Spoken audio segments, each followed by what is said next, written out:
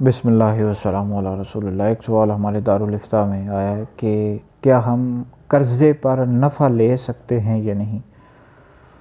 تو اس حوالے سے یاد رکھیں، اس کو میں آپ کو سمجھا دیتا ہوں۔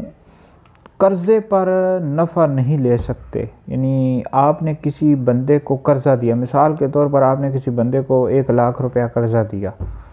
اب آپ یہ کہیں کہ میں آپ کا جو ہے نا، جب تک آپ قرضہ واپس نہیں کریں گے میں آپ کا بائک چلاتا رہوں گا یا آپ کی گاڑی استعمال کرتا رہوں گا، تو یہ قرضے پر نفع لینے کی صورت میں آ جاتا ہے، تو یہ ناجائز ہے، حرام ہے۔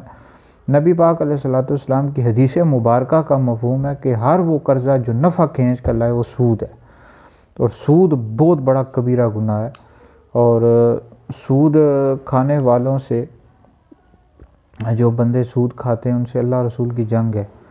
تو بہرحال قرضے پر بالکل بھی، قرضہ آپ نے کسی کو دیا اس سے نفع حاصل نہیں کر سکتے۔